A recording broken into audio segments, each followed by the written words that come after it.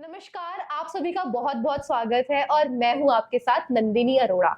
आज हमारे साथ एक बहुत ही विशेष मेहमान जुड़े हैं जिनका नाम है राजेश शांडिल्या जी।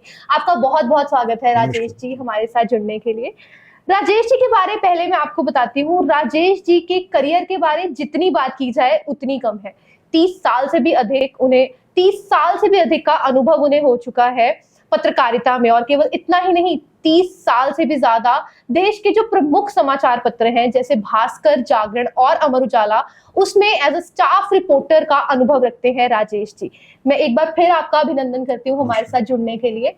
तो आज का जो विषय है वो है राजनीति के इतिहास में चंडीगढ़ की सीट पर हैट्रिक, दो बार हैट्रिक बननी तय है, और वो कैसे तय है उस बारे हमें राजेश जी बताएंगे। और राय जानने के बाद मुझे जो पता चला है वो ये है कि भाजपा का जो पलड़ा है वो इस बार थोड़ा भारी नजर आ रहा है, लेकिन मैं फिर भी एक रिपोर्टर से जानना चाहती हूँ क्योंकि जो 30 साल का अनुभव रखते हैं वो अच्छे से बता पाएंगे कि इस समय चंडीगढ़ का मिजाज क्या चल रहा है, चंडीगढ़ की राय क्या है। तो राजेश जी, मेरा सबसे पहला सवाल आपसे ये है कि जानते हम सभी हैं कि अनेक पार्टीज हैं जो इलेक्ट कर रही हैं इलेक्शंस के लिए चंडीगढ़ में और सेंटर में भी, लेकिन चंडीगढ़ में जो मुकाबला है वो किन पार्टीज के बीच में ज्यादा नजर आ रहा है? देखिए नंदिनी जी, यहाँ पर चंडीगढ़ सीट पर जो मुकाबला है वो सीधा मुकाबला है। वो है भाजपा और इंडिया के जो प्रत्याशी है यानी आम आदमी पार्टी और कांग्रेस के जो संयुक्त उम्मीदवार हैं मनीष तिवारी जी, उनके बीच में रहेगा। जैसे कि हम देख सकते हैं कि इस समय चंडीगढ़ में कांग्रेस और आपका गठबंधन नजर आ रहा है, तो जो अन्य दल हैं उनकी क्या भूमिका रहेगी, आप इस बारे कुछ बताएंगे? जो अन्य दल है इसमें कोई बड़ा करामात दिखाने की स्थिति में नहीं है और ना ही कोई ऐसी पोजीशन में रहेंगे कि आगे कोई अपना आधार दिखा सके। ये सीधा मुकाबला दो ही दलों के बीच में रहेगा और वो सिर्फ उनकी एक वोट कटवा यानी कि राजनीति के रूप में या उम्मीदवार के रूप में यहाँ पर जो अकाली दल के हैं या दूसरे उम्मीदवार हैं वो रहेंगे। जी। तो एक मतदाता के रूप में क्या लगता है कि आप किस पार्टी को वोट डालने वाले हैं? देखिए नंदिनी, मैं किसको वोट डालूंगा, यदि आप मेरे सामने यहाँ पर ईवीएम मशीन रखते या पोलिंग बूथ होता तो मैं बटन दबा के जरूर बताता कि मैं किसको वोट दूंगा। क्योंकि सार्वजनिक हम मतदान किसको कर रहे हैं, मतदान क्योंकि किया जाता है वो छुपा के किया जाता है, हमारे परंपरा है। तो मैं किसको वोट करूंगा ये मैं ईवीएम पर ही बताऊंगा। चलिए, ये भी ठीक है, लेकिन आपको क्या लगता है कि आसार किसके ज्यादा है चंडीगढ़ में? आसार की बात करें तो आसार सीधे तौर पर भाजपा प्रत्याशी जो है अभी मजबूत स्थिति में दिख रहे हैं। उसका एक कारण है कि मनीष तिवारी जी एक मजबूत खिलाड़ी हैं, राजनीति के पुराने खिलाड़ी हैं, धुरंधर खिलाड़ी हैं और एक बढ़िया वक्ता है, लेकिन उनके पास उनका जो ट्रैक रेट है वो उनको काफी पीछे खींचता है।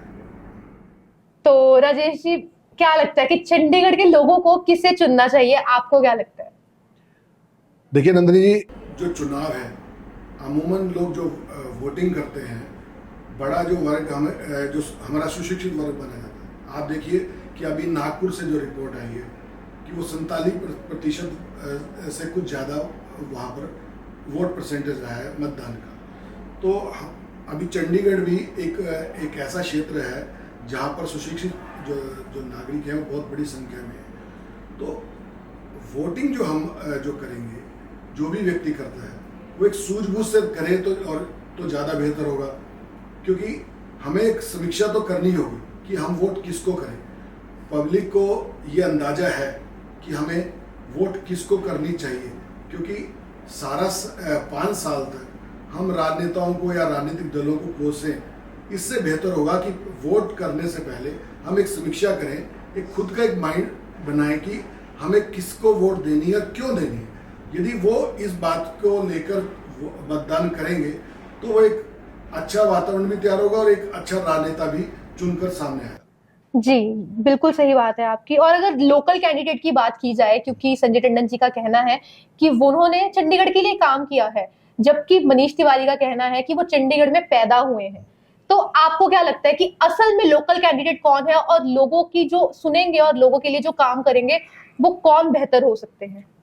मनीष तिवारी जी राजनीति के पुराने खिलाड़ी हैं और भाजपा के प्रत्याशी संजय टंडन जी एक राजनीतिक परिवार से संबंध रखते हैं, खुद वो सक्रिय राजनीति में लंबे समय से हैं।